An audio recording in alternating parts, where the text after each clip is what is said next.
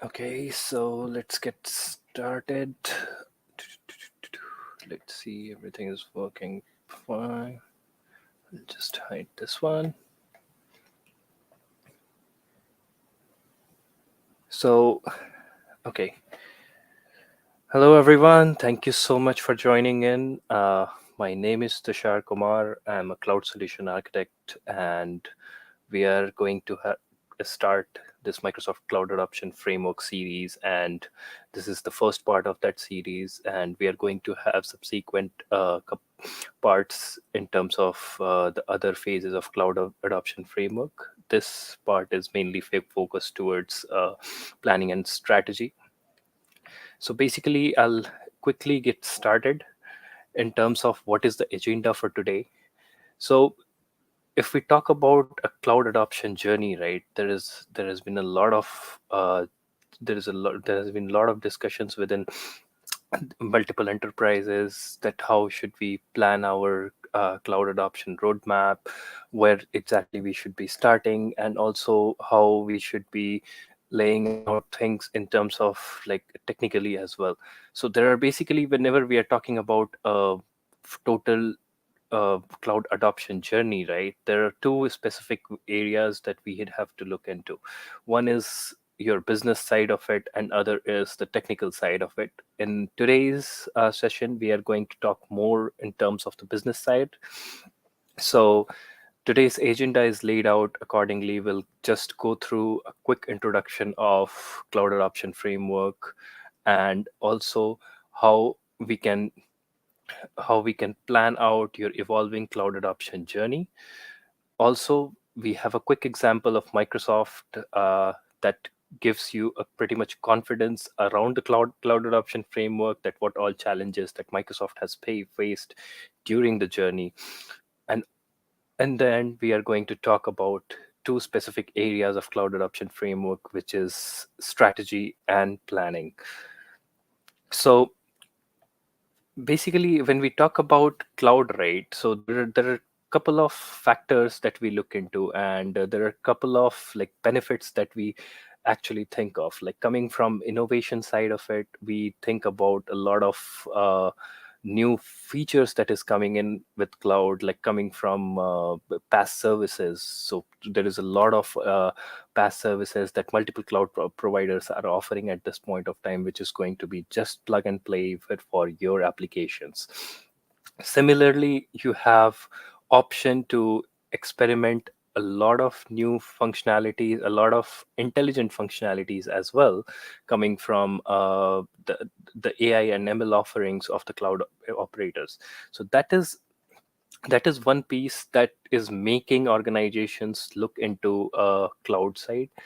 And also the efficiency, when we talk in terms of cloud, right, in the modern data center scenarios, and when we are talking about cloud, so what happens is you are having a full flexibility around doing things, and as well as when we are talking in terms of the cost, you are having a full control over it as well. Also, upgrades and any kind of changes within within your application landscape, right, it is getting very seamless, because you have all the things just it's a matter of couple of clicks, and you'll have that. In the traditional data center scenario, if you want to, let's say, upgrade your systems, or if you want to add additional capacity, you have to give some like prior notice to your data center provider, or if there is, you have to check if there is a capacity available or not. And also, the traditional data center providers are lacking for the PaaS services specifically. So there is a lot of traction that cloud is gaining because of the efficiency and the agility that it is providing. And in the end, it because totally, when we are talking to the business stakeholders, it's totally towards the cost, and how it is going to impact the current workforce. So that is going to be the most crucial part when we are looking at the overall cloud journey. So basically, as we all know, that when we are moving from traditional data center model and we're getting into a cloud model. So we are moving from capital expenditure to operational expenditure. So basically, whatever you are not going to spend a lot on the day one. You are not fixed with a particular hardware, or you're not fixed with a particular capacity that you have booked with the data center provider. You can any point of time move to any capacity, or you can scale up or scale down. And also, as we know that there is a lot of labor involved in traditional data center environments, and the implementation costs are pretty much higher in, in compared to cloud. So these are basically a quick view of the drivers that the organizations are looking at, and even the basically motivations behind looking at cloud as a perspective data center for your enterprise. So if I talk about specifically like why we need a framework and why we need a strategy towards cloud, right? Basically, when we are creating a when we are creating a plan specifically moving towards cloud, it starts with planning out your each and every workload. You have to think of your workforce, you have to think of your uh, technical implications, as well as your financial implications in terms of your licensing, in terms of your current current vendors who is doing the job, and all those things. If we are not doing a proper planning, right, that will totally go into a definitely going to be a pitfall if we are looking at without planning. So going without a planning can add a lot of financial burdens as well, because let's say if you are planning out if you are planning out your cloud data center for next 1 year, or if you are not doing any planning for your data center for next 1 year, so by the end of the year you will be having additional costs just because you had to add some capacity, or you had to add a lot of new components into it. And also, like, you have moved a lot of things that is not required, or maybe you have moved a lot of things that is specifically made for a hybrid cloud. So formalizing this life cycle is quite important, and that's where we are looking at uh, following a proper framework when we are moving towards cloud. And accordingly, we will be doing the proper move for our organizations towards cloud. So a couple of like pitfalls when we are talking about when we are talking about lack of strategy, right? So the first is, as every organization is afraid of, is going to be your higher cost, which is like you are using excessive resources, you are using inappropriate architecture, which is causing you a lot of ingress and egress costings and all those things. You are not reusing things that you already have. Like, let's say there is a lot of applications that can go to cloud, and you can utilize a lot of things that you already have at this point of time. And also, you can think of going with a hybrid cloud approach, which can give you a lot of flexibility in terms of adopting cloud, because the existing hardware, you can utilize that for till the time it is not getting out of support, or till the time you have some support contract left for that.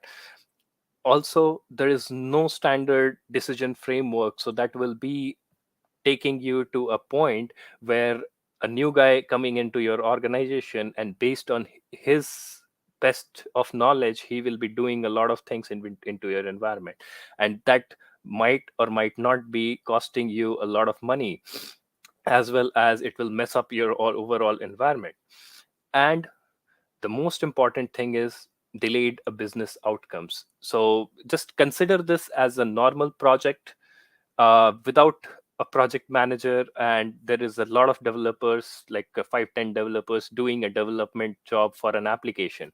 And if we don't have a proper framework around it, that who all will be doing what and who all will be doing how it will be done, the project is totally going to be a mess. Because the thing is, everyone will be thinking from his perspective, and everyone will be doing things by his or her way.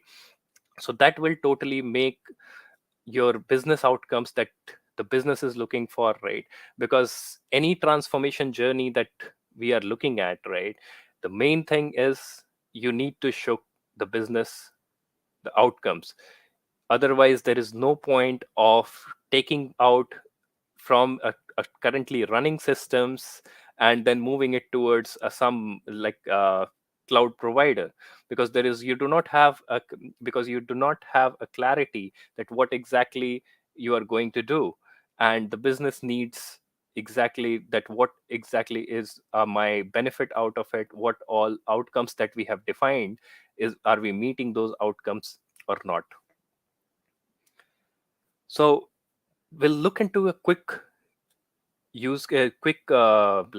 summary of what Microsoft did when they were looking at their cloud transformation journey. And looking at this, right, you'll see there are two specific areas. So the business challenge we are talking about. So Microsoft business challenge was there was a 2100 line of business applications which was running on almost 40,000 virtual machines, and they had to adopt cloud. Okay. And it all was spread across a lot of data centers, and there was a lot of user base involved into it as well.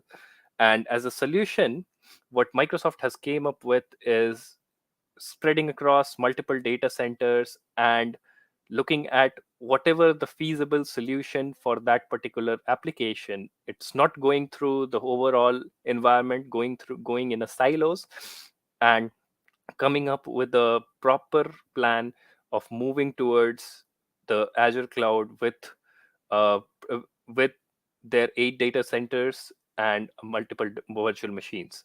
So the IT environment for Microsoft was almost 113K employees with 274K mailboxes. So I know these numbers doesn't matter at this point of time, but the thing is, it was a huge transformation actually. And basically the main challenge what we see is 1.9K line of business applications. And when we talk about the line of business applications, you have to think of each and every aspect of it, that how it is going to impact the business, how the users are going to be impacted, what we are looking at from this cloud transformation. Because always taking the application as it is to cloud is not a good option. But when we are looking at an application, we should be thinking, with the help of this cloud transformation, how we can leverage new technologies, and as well as if there is any possibility that we can introduce like a better way of doing it. So basically the overall journey for Microsoft was the 90% of the IT environment is moved as is, which is infrastructure as a service. So basically, what these stats looks like, right? If you look at this stack, and I have seen a lot of IT managers, I have seen a lot of CIOs mentioning that we want to look at overall innovation in terms of getting into your in terms of getting into PaaS services, in terms of getting into SaaS services. We want to move to we want to move to a newer services and all those. So just to be clear on that, that is not going to be the best option on day one for you. Because if your application is having a lot of dependencies, uh, if your application is having a vendor support kind of dependencies, so the best way to look at it is moving them as is. And whatever is quick wins for you in terms of moving them to PaaS services, like coming from databases. The Microsoft has a very tightly integrated environment for SQL, so you can easily migrate it to a platform as a services for SQL. And also, it's never going to be 100% of your migration. So it's like, when you're looking at your overall IT environment, you should be prepared of going hybrid. Because the thing is, all the applications is not going to be compatible with any of the cloud provider or Azure.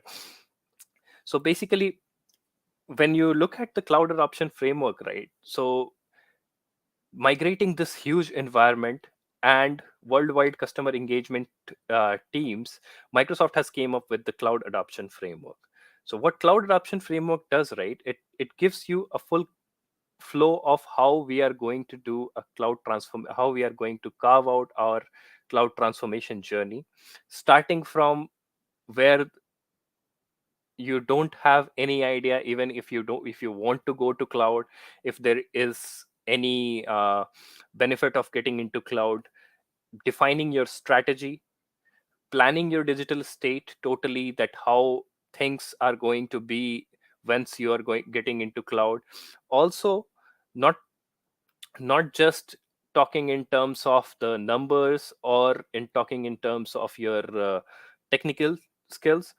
Basically, skills and people are also important. So there are three aspects of any transformation journey, right? It is people, process, and planning. So cloud adoption framework gives you the full coverage of all three. So basically, you start with defining the strategy, what we see as a first pillar over here. You go for a planning. Based on your strategy, you plan out your digital estate in such a manner that when you are doing this move, you are having a foolproof plan to take your applications, and you are not trying to make something like you're not trying to replace your any of the application, or you're not trying to make something like a stupid choice over there. So, and then comes the ready state, wherein we lay out the first step towards cloud, which is your initial landing zone setup, how you are going to set up all your security, all your organizational policies, and all those things. Then comes the adopt, which is an actual migration phase. So whatever we have planned out accordingly, what we do is we run we run through multiple cycles of migration, and we do overall migration over there. And the last two that we are seeing on the bottom right, these are going to be the most important pieces that we see for most of the organizations, because once moving to cloud is quite easy. And when we are talking about enterprise level, right, if we do not have a proper strategy for your governance as well as your management at your planning phase itself, you will be getting into a lot of trouble of keeping your environment in line with your organizational policies, and as well as managing the overall environment. So planning and strategy phase, that what we are going to talk about, right, it is going to be the most crucial phases of cloud adoption framework from the business perspective, and as well as on the next stages when we are taking the technical decisions as well. So we'll talk about a CAF adoption principles. So when we are adopting cloud adoption framework, so I will be calling it CAF going forward. So CAF adoption principles basically tells you that how you are going to implement cloud adoption framework within your organization. So basically, you have to set up a cloud program team. That totally depends on the size of the organization. And basically, if I quickly show you uh, guide that comes from Microsoft side. So you will be seeing there is a RACI that you will find on the Microsoft website. So this is nothing that is created by me. It is coming from Microsoft. So you will be putting all the cloud adoption team names. If there is a lot of overlap within your organization, that it is the same name is appearing a lot of times, that we can look into not putting a dedicated team towards the cloud adoption strategy and planning phase. But if there is based on the organization size, you have to put uh, multiple teams towards the adoption team, the strategy team, and as well as a cloud center of excellence that will overlook uh, the overall journey. So basically, you can take a quick look. I'll be dropping in the link for this as well, so you will be getting a RACI for full cloud adoption journey, that how your cloud center of excellence should be set up, and as well as how what all people will be taking care of what all areas of your cloud adoption journey. So basically, when we are talking about the cloud adoption journey, right, it's basically it's totally joint effort for within the overall organization. Like, it comprises of your enterprise architecture, it comprises of the cloud program teams, also it comprises of all your application owners, because those are the people who own that particular application which we are going to take from on premises to Azure cloud. And when we are looking at that, there is going to be an n number of dependencies as well as changes that we need to get clarity from the application owners. So basically, when we are looking at the overall when we are looking at the overall services of the cloud adoption team, it is going to be it is basically three areas, like accelerate, simplify, and showcase. So the way it works is you have to do a total analysis of your current environment. You have to go through the decision making frameworks that is available at this point of time for with cloud adoption framework. And you have to, because there cannot be a one rule for all the organizations. Definitely there will be certain tweaks based on your organization policies. So you have to create your own decision frameworks based on the guidance that is given by Microsoft, and also define the blockers and prioritizations of your uh, activities that we are going to do. And basically, you have the cloud adoption team needs to simplify and showcase it to basically your management, because no cloud adoption journey will be successful without blessing from the management side. And what we need to showcase to the management side, to the C level, that what all benefits that we are gaining out of this particular cloud adoption journey. So, and for that specific purpose, for that specific reason, right, we need to look into two areas. Okay, one is what is the IT cost today, and what is going to be your IT cost in next 5 years. So based on that, we need to do a proper total cost of ownership analysis, which is going to include your your total digital estate cost, including your security, your networking, your licenses, how many applications that you have, and how it is going to look like on cloud. Also, how it is uh, how it is going to look like in terms of your applications. Also, how your vendors are going to support that particular environment. So based on that, and we need to create a proper business case which is going to give you a full view of what your IT cost is at this point of time, and how your IT cost will be in coming 5 years. And when we are, because basis on my experience, what I have seen so far in enterprises, when we are looking at a small span of time, what we find is the benefit looks a little smaller moving from on premises to a cloud environment.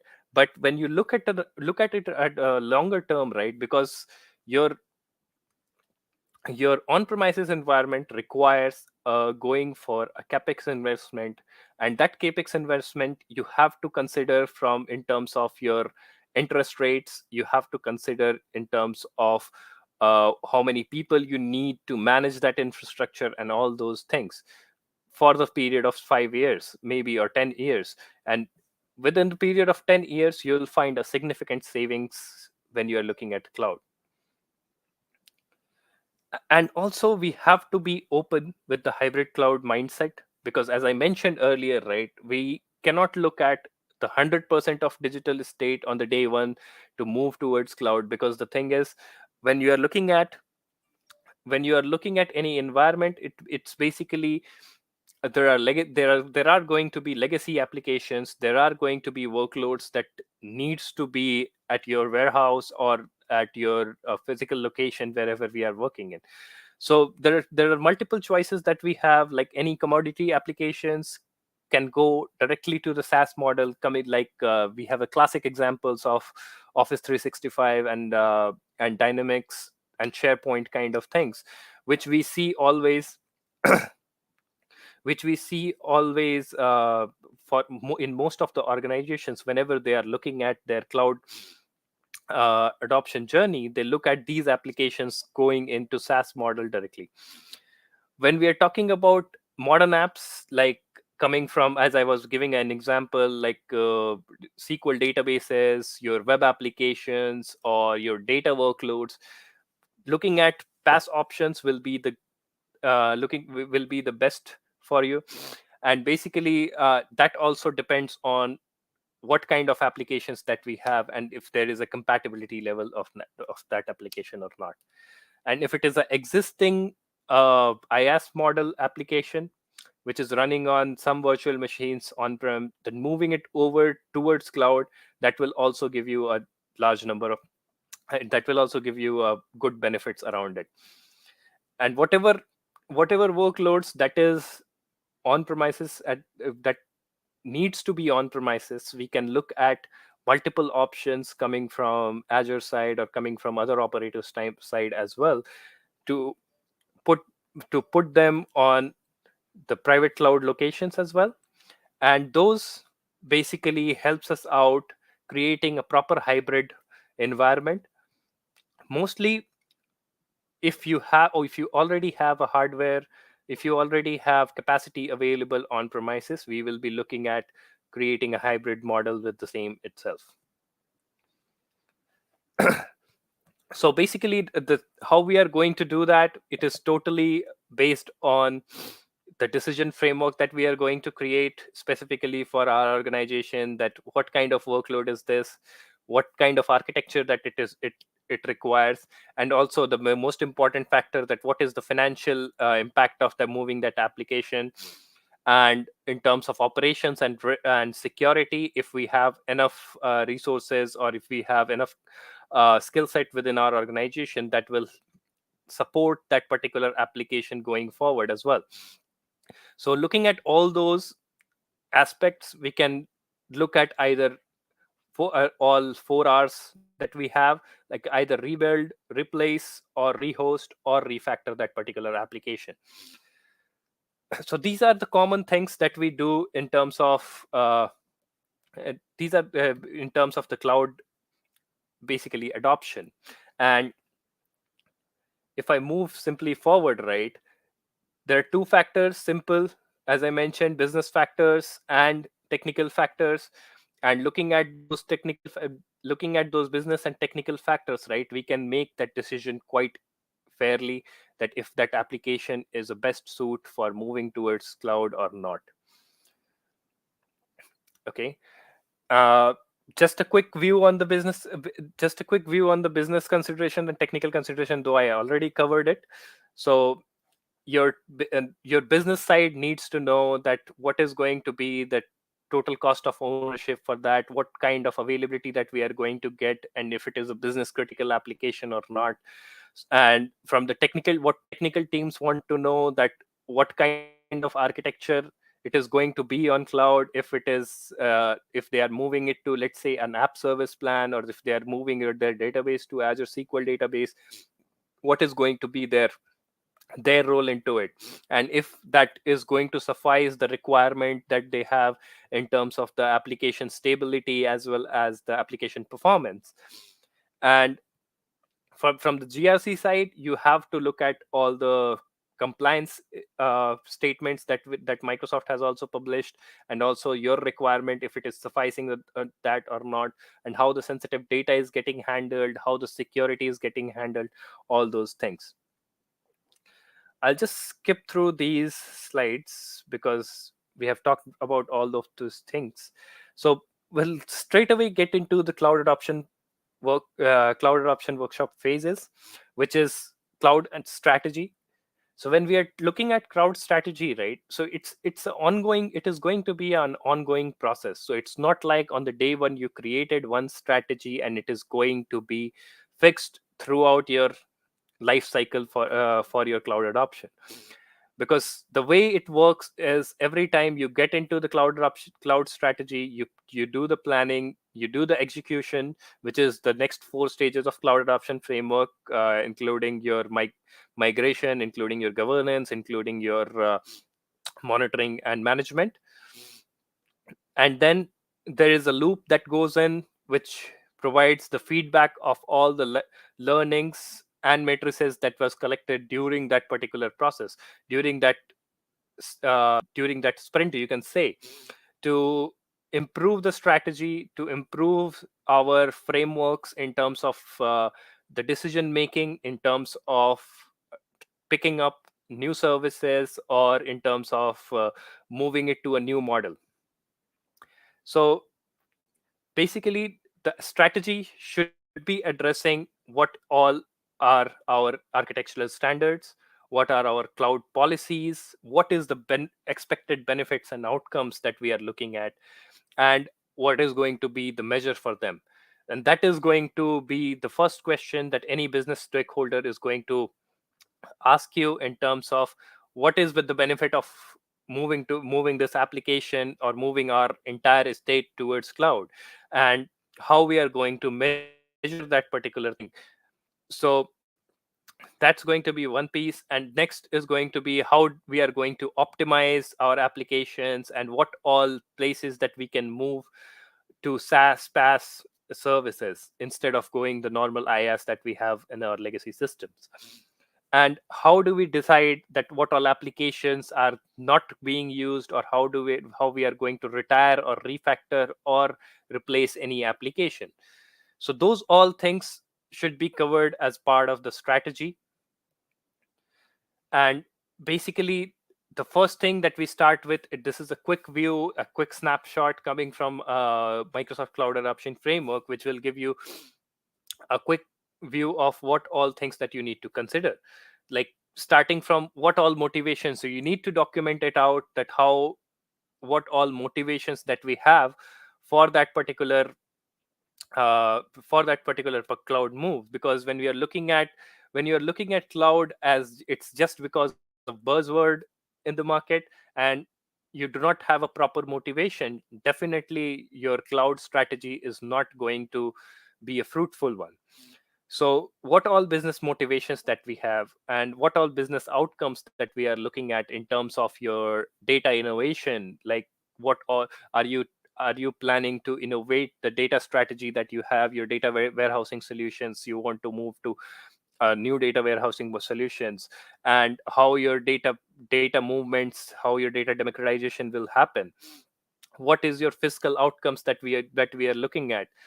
Also from agility perspective, what all outcomes that we are looking at, like how the process will be changing and all those things.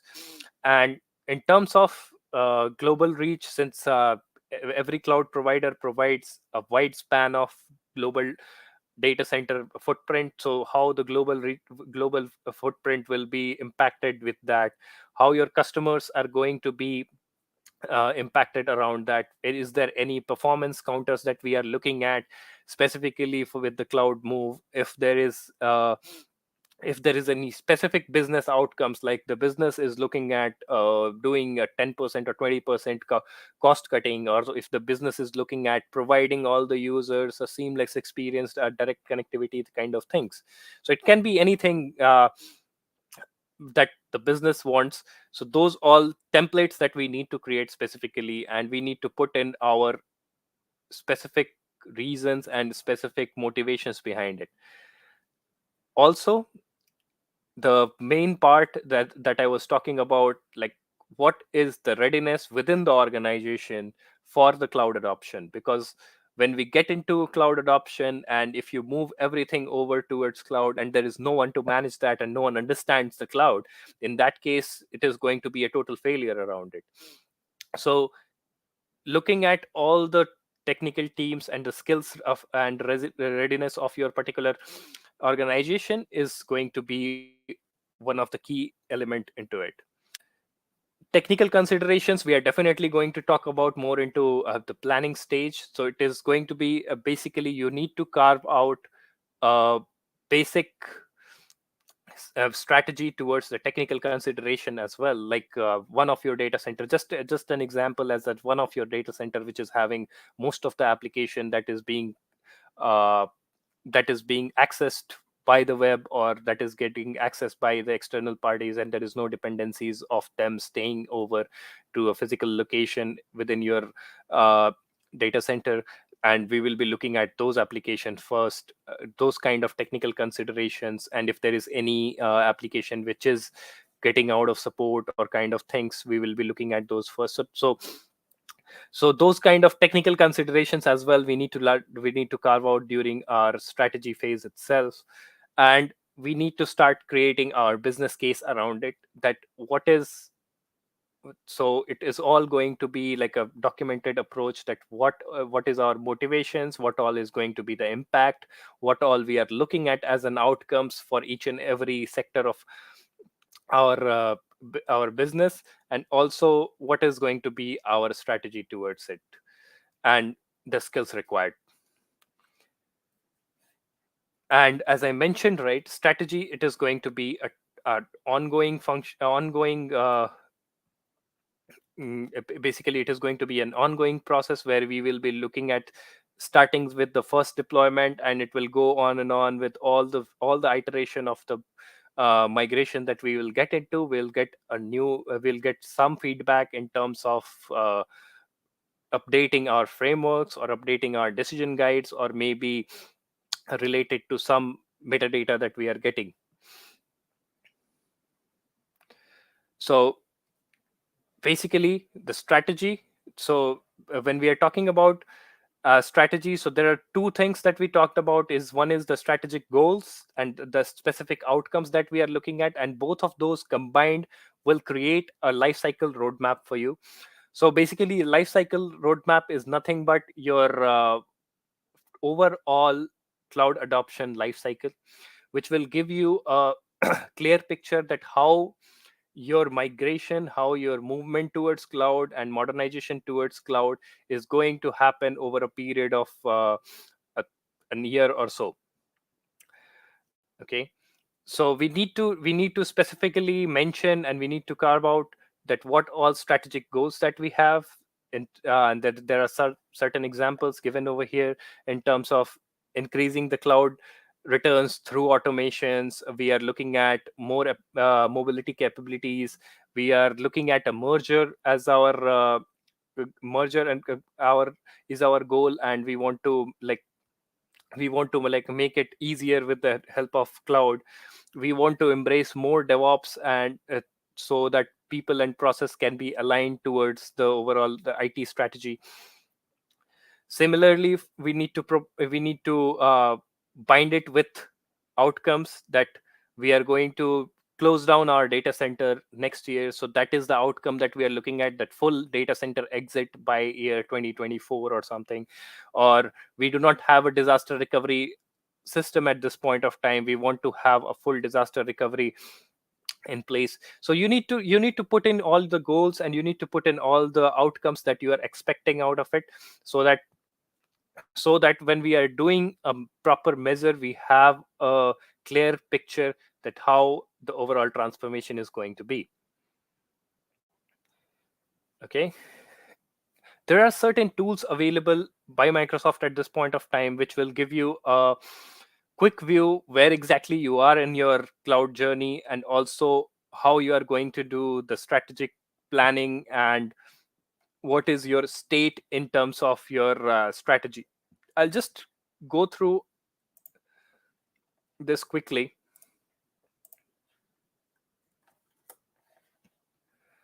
So basically, if you browse through the cloud adoption framework website, you will get you'll get a basically link called, I'll just search it for you here.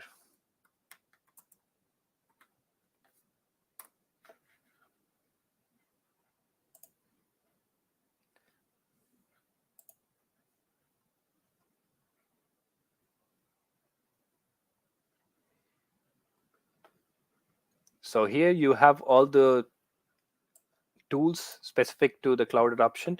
So if you just take a quick look into it, so it will give you all the areas of your interest, which is getting into like identifying your motivation. So let's say if you are not able to identify your motivations, it will ask you a couple of questions around it, that what all can be your. So basically, you either you have a cloud strategy or not. You just pick, let's say I'm going ad hoc at this point of time. Do you have any business critical events that is affecting this transformation, or if there is any data center exit kind of things that is scheduled for this accordingly. What Once you answer all these questions, you will get a proper report out of it, which will give you not only the suggestions as well as links to the Microsoft documentation, which will help you out.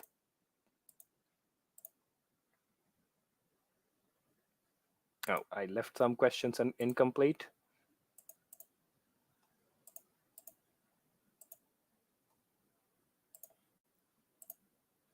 Oh, that one's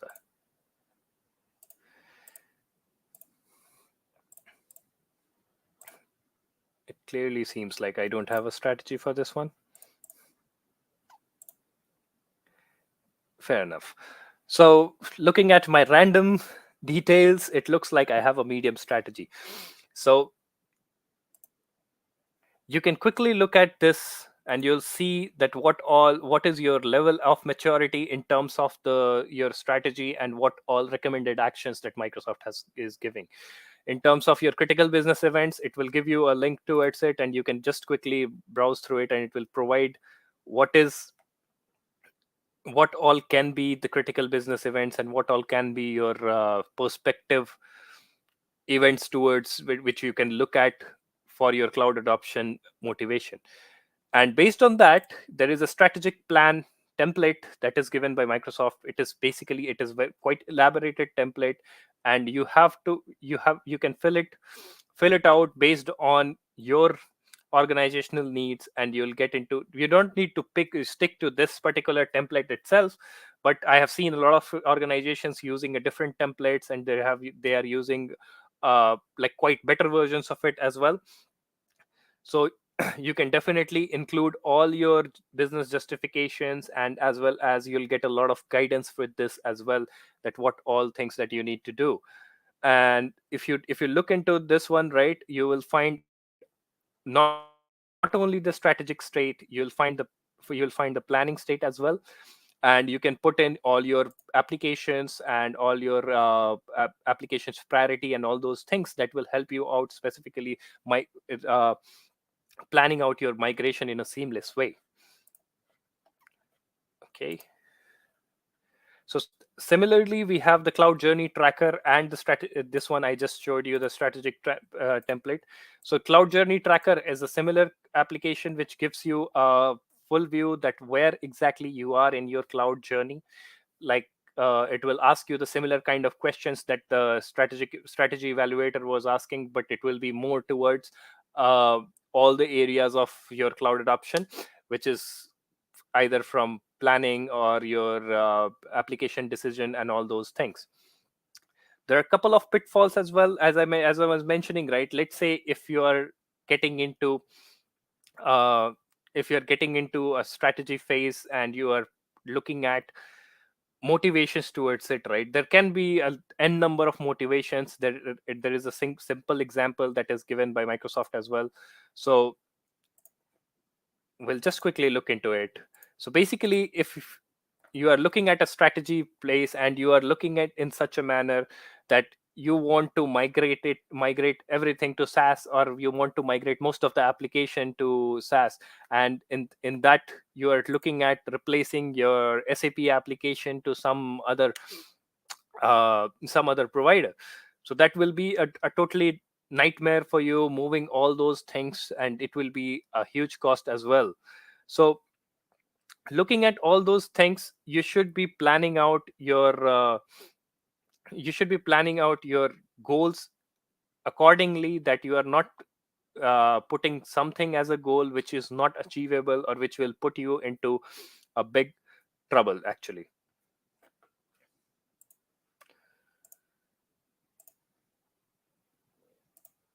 Now getting into the planning and what I was calling it as a life cycle management, life cycle roadmap, sorry. So planning and lifecycle roadmap is going to be the next phase of it. Once you have your strategy defined, you can get into the planning phase.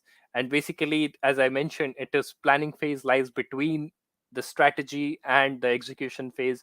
So all the we'll take all the inputs from the strategy phase, and accordingly we will build out our plan that will help us out doing that particular cloud transformation.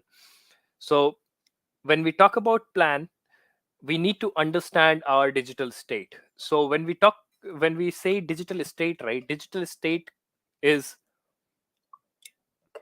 anything and everything within your organizations.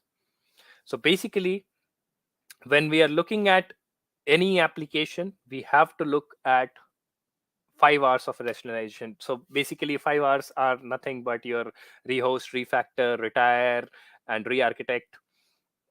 So 5 hours of rationalization we need to look at.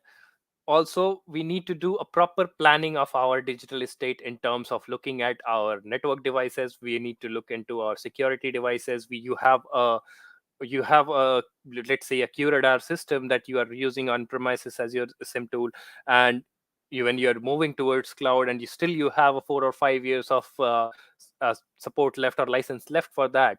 So you will be looking at moving that instead of adopting a new SIM tool.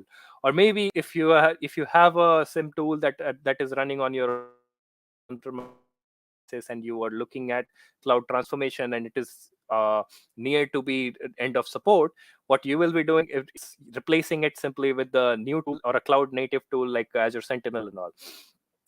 We need to put together our proper inventory data, and we need to do a rationalization of our digital estate. When I say rationalization of our digital estate, it is nothing but prioritizing each and every aspect of our digital estate. Coming from your application perspective, we look at the application's business criticality, we look at all the application state in like what all is going to be quick win for us, what all will require a lot of work in terms of due diligence, in terms of the vendor support, in terms of the application owners availability, and all those things. And based on that, what we do is we align the cost models and we create a forecast cost. So basically, there are tools like Azure Migrate, there are tools like Unify Cloud, which we can utilize to gather our inventory data, to do a quick analysis onto it. And based on my experience, what I have seen, getting into each and every application will never help you creating a business case properly. So the way the rationalization, we call it a power of 10 approach. You pick first set of applications which is a quick win, or which is you are clear with that is those are going to be migrated. You do the financial analysis based on the forecast cost, based on the inventory data that is collected by Azure Migrate. And you can look at other estimators for the SaaS services if you are looking at replacing Dynamics, replacing to Dynamics, and or Office 365. Also the components that you feel like that this is going to be a pass components, we can look at the Azure cost calculator, looking at our firewalls, looking at our other networking improvements, and all those things. So those things will be included in the cost forecast, and based on that you will be creating your Azure cost. And accordingly, what we will be doing is we will be matching it with the cost that you are spending on premises based on your current data center costs, so that you can get a proper forecast that you can present in front of your management, that this is going to be the additional benefits when we are moving towards cloud. And that's where the overall buy-in is going to get in. Buy-in is going to be so. And when we are looking at this forecast, right, it is basically give the business stakeholders the and confidence that whatever efforts and time and money that they are putting in this particular project, it is not like going somewhere where we do not know what is going to happen. We have a clear picture that it is going to give us some return of investment over a period of some time. And based on that, we will be aligning it towards our business outcomes that we have planned out in our strategic phase. And then we start with the initial organizational alignment, which is basically nothing but looking at your skills and readiness within the overall organization, looking at the processes that we are following, and starting the readiness plan, which is going to be mapping the current resources that you have, that what all skill set that they have, and if that will be sufficient in terms of moving towards cloud. Because when you are moving towards cloud, you will be moving to a, not a whole new world, but it is going to be almost a different country, you can say. So things are quite similar, but you have a lot of new things that comes in, and you need people to manage that environment and as well as support you throughout the journey of that migration. And this is the best place. There is a lot of Microsoft partners available as well that you can leverage. So Microsoft has a lot of programs to help you out during that process of migration, coming from the financial supports and as well as the technical supports as well. And there is a lot of Microsoft partners that who specializes in giving you such kind of forecast models, and as well as giving you a comparison between your on premises and Azure.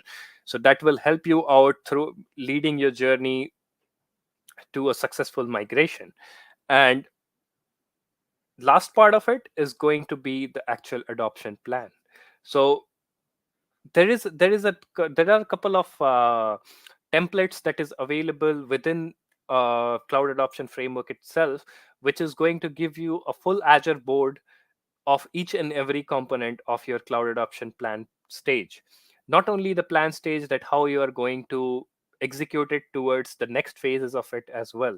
So basically there are templates that will give you a full backlog of different tickets that you can assign to respective people, and you can get that executed accordingly without failing, without missing out, or without losing anything.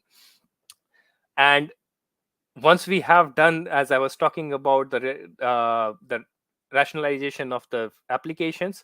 So once we have done with this the inventory data, and when we have a forecasted cost and we have a business case prepared, we can look at prioritizing our workloads, which is going to be like, let's say 10 applications, my CRM, my maybe my BI applications, and five other applications are going to be migrated first.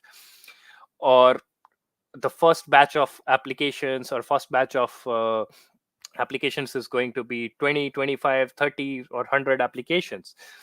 Accordingly, we will be aligning all the assets to the workloads. Like, let's say you have n number of applications and what all things it is dependent on, and based on that we will be putting the power of 10 approach, and we will be putting timelines for that particular first batch of it.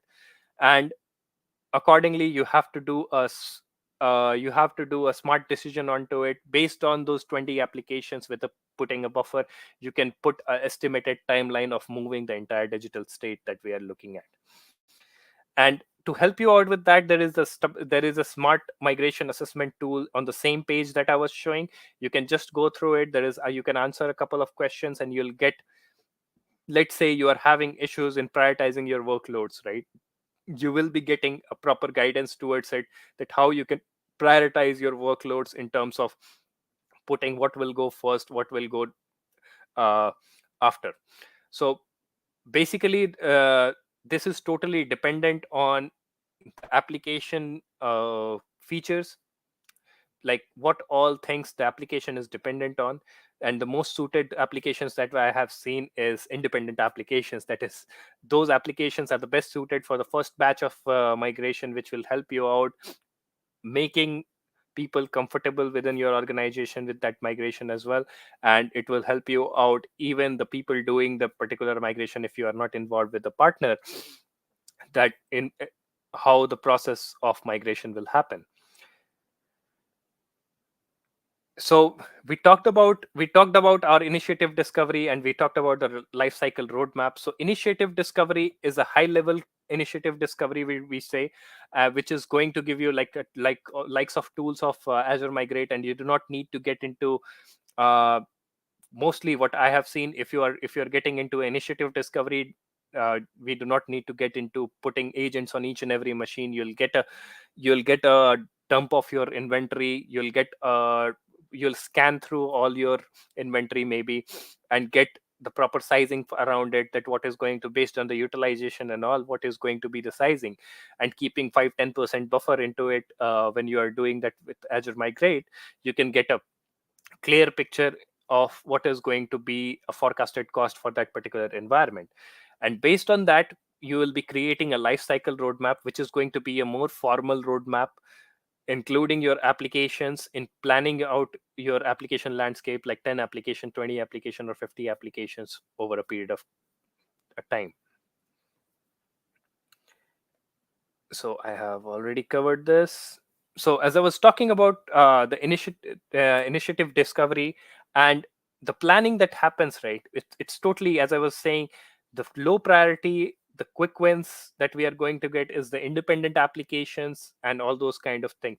So basically, we put down all the applications, we put down the priorities, we put down the business criticality of all those applications, and basis on that, what we do is, based on our framework, we evaluate the priority of that particular application, if it is going to be a quick win for us, or if it is a high priority application, or if it is going to be more of it, if it requires more of a work while doing the migration. And based on that, we prioritize it.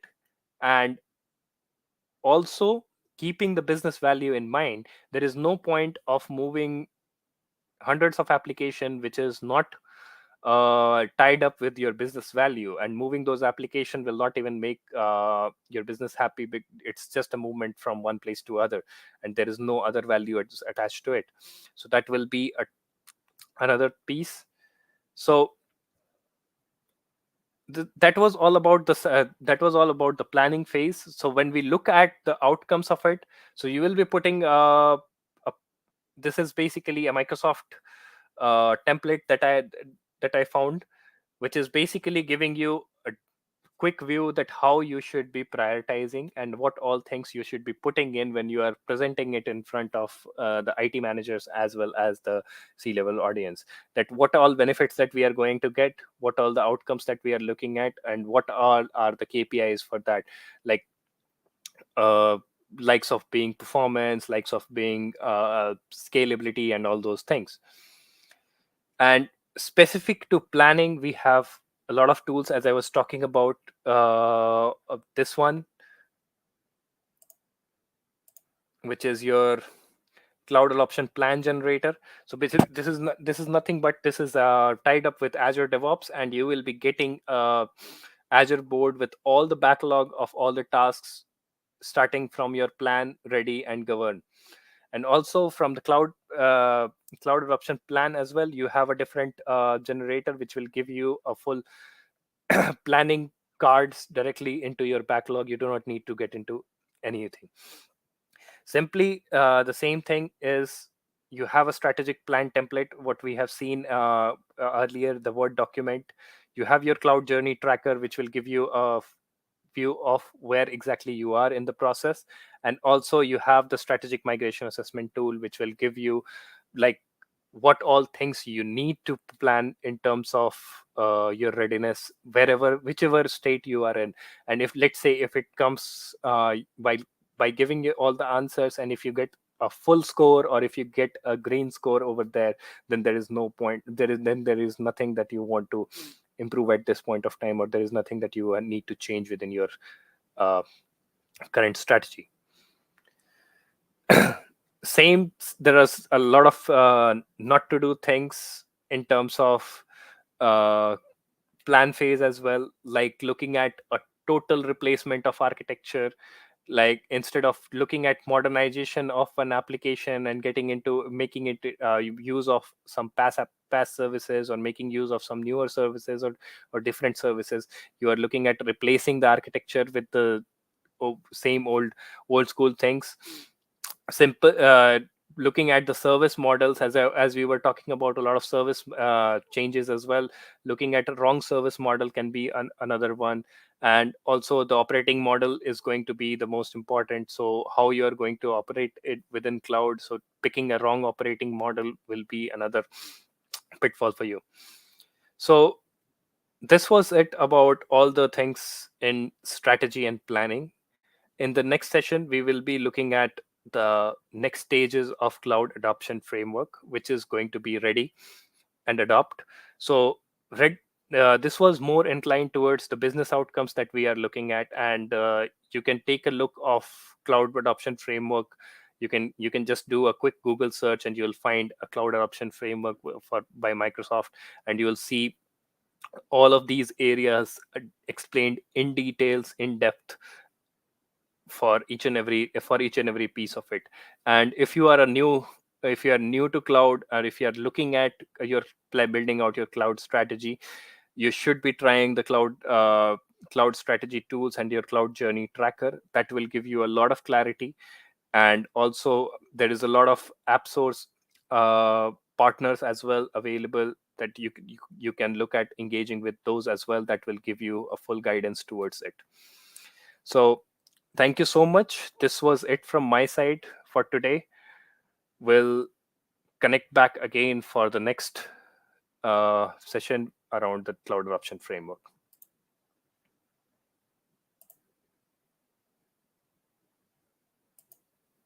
Thank you.